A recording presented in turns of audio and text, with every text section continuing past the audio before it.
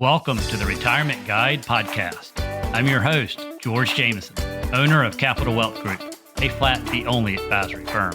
Whether you're nearing retirement or already retired, join me each week as we explore the world of retirement planning and equip you with the knowledge and tools you need for a successful retirement. So let's get started. Today we're on part 2 of how to plan for taxes in retirement. We'll first start with the Retirement Opportunity Zone, which is age 55 to 75. This is where you may find opportunities to implement tax planning and reduce your overall taxes, which can add up over the years and leave more money in your pockets, your heirs' pockets, and or your favorite charities. Let's first look at some key ages. At age 55, some can access retirement funds early without a penalty. At age 59 and a half, you can withdraw retirement accounts without a penalty. At age 60, widows are eligible for Social Security survivor benefits, but subject to earnings limit and reduced benefits. At age 62 is the earliest age you can claim Social Security. You'll receive a reduced benefit and earnings limits apply. At age 63, your tax return this year is used to determine Medicare Part B premiums at age 65. However, if there's a life-changing event, you can appeal.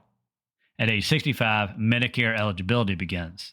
You usually enroll in Part A and Part B, unless you're still employed by a company with over 20 employees. Age 66 to 67 is full retirement age. After this age, earnings limits no longer applies. In age 70, max Social Security benefits, and then age 73 to 75, RMD begins. Now let's look at tax planning opportunities in those years. During low to no income years is often when the most opportunities to save on taxes over time. You should analyze your projected cash flow over a 30 to 40 year retirement period. If you have pre-tax and after-tax savings and or delay Social Security, there may be a period of a few years or more, often near the beginning of retirement, that your taxes will be low. This period can often create long-term tax saving opportunities, but unless you plan, you may miss out. Here are several ideas to think about. Number 1, look for opportunities to maximize long-term capital gains at even a 0% rate. And number 2, you may want to take withdrawals from pre-tax retirement accounts at 22% or lower tax rate, depending on the size of your retirement accounts. The larger your 401ks and IRAs are, the more it makes sense. And number 3, you may want to look at Roth conversions, possibly even up to 24% tax rate. And number 4, qualify for ACA, Affordable Care Act subsidies, if you're retiring before age 65 and you don't have health insurance. By keeping your income low on paper, you may qualify for ACA subsidies. But in order to qualify for the health care tax credit, your modified adjusted gross income must be within a range. If you can keep your income within a range of about $28,000 and below $100,000. In 2024, per kff.org subsidy calculator, for a married couple with no dependents, the max you can qualify for is about $746 per month with an MAGI of $28,000. The subsidy gradually decreases as someone's MAGI goes up and pretty much goes to zero around $100,000 for a couple with no dependents. If you have prepared and have enough after-tax savings to live on during those years before you turn 65, MAGI is possible for many early retiree couples. By properly structuring where your cash flows come from, you may be able to stay within the taxable income limits. Now onto Medicare Part B and D premiums and the IRMA limits. IRMA stands for Income-Related Monthly Adjustment Amount. We look at it as an additional tax if your MAGI is over the base bracket.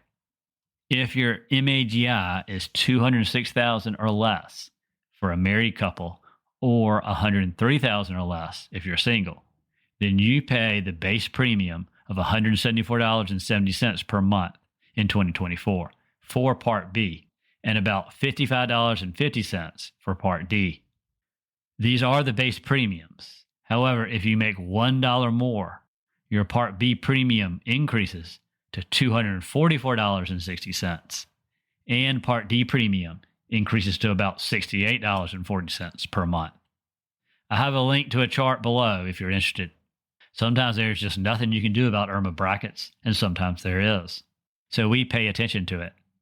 If you're close to one of these thresholds, you may be able to make some adjustments to stay within your current range.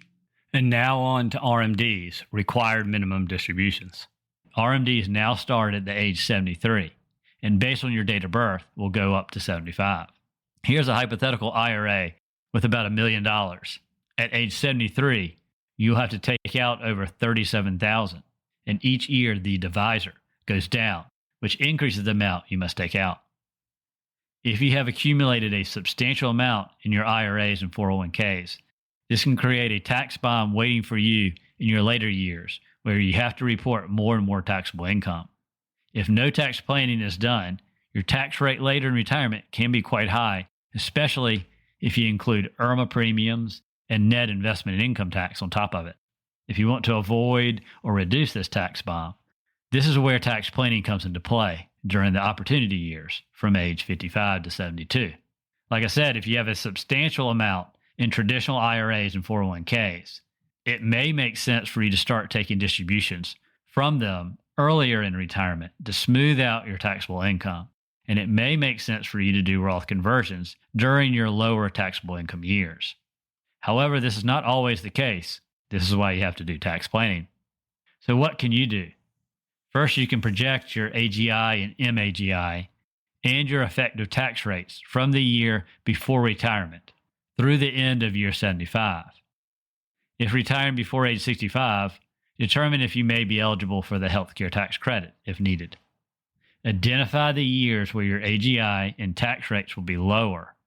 These lower years may be a good time to do Roth conversions to reduce future high taxes and possibly leave a tax-free legacy to your heirs if it makes sense. And you also may want to realize long-term capital gains at a lower rate to reduce potential taxes down the road, assuming you need this money in retirement. You also may want to utilize ongoing forward-looking tax planning in retirement and beyond to gain an understanding of your taxes over the course of the next 20 to 30 years. So let's look at some other tax strategies in retirement.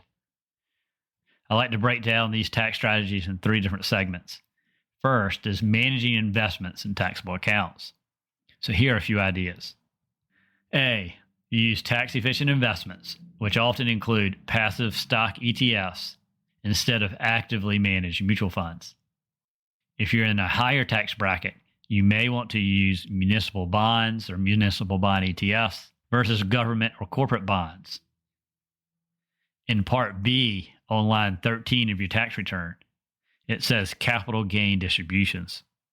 If you see a gain in this box, it most likely means that the mutual fund you owned made buys and sells throughout the year and distributed the capital gains to you, which will be taxed. This is different and in addition to actual transactions made in your account. And B, asset location.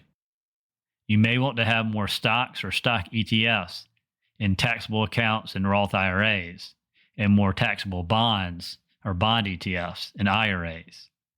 I'll go over asset location in more detail in the next episode. And C, tax loss harvesting. You may want to realize losses when that loss can be used against ordinary income.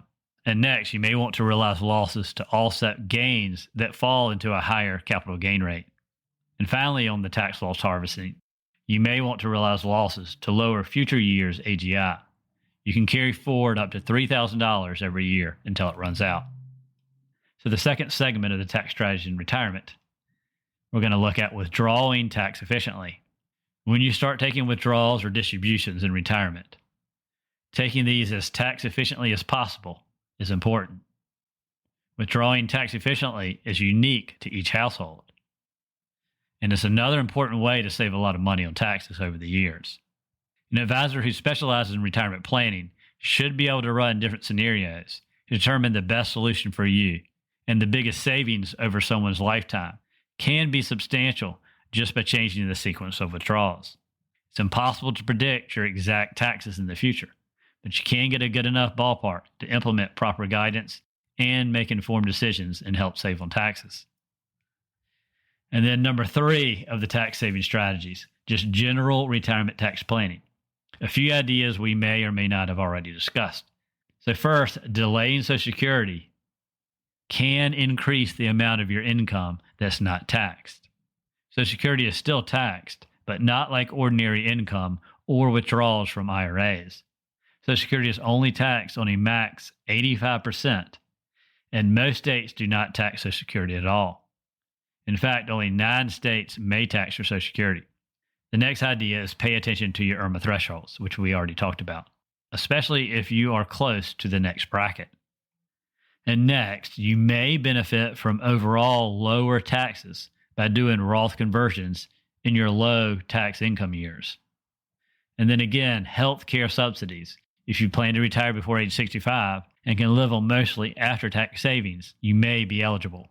And here's one thing we did not talk about. QCDs, which stands for Qualified Charitable Distributions. QCDs allow someone starting at age 70 and a half to give to your favorite charity or church directly from your IRA. This way, you never have to pay taxes on the distribution, and your church or charity can get the full amount, and they don't owe any taxes either. Due to the increased standard deduction, many retirees who give to charity or church no longer get a tax deduction on their giving. This is a great way to give money that you have not paid taxes on. In my opinion, this is a no-brainer for those that already gift to charities or church and are at least age 70 and a half. Would you rather gift your money you already paid taxes on or your money you still owe taxes on? And that wraps up today's episode. And next week, we'll go into more detail on how to plan for taxes in retirement. Thanks and have a great day. Thank you for tuning in to this episode of The Retirement Guide. If you enjoyed this episode, please subscribe and leave a 5-star review to help others discover the show. For questions, ideas, or discuss your retirement plan, reach out to me, George Jameson, at Capital Wealth Group. Visit our website at capitalwealthplan.com to learn more. Thank you for listening. Stay tuned for more insightful retirement planning in future episodes. And now for the disclaimer. The information discussed in this podcast is for general explanations and education only. It is not tax, legal, or investment advice. Before considering acting on any information heard here, first consult with your tax, legal, or investment advisor. Thank you and have a great day.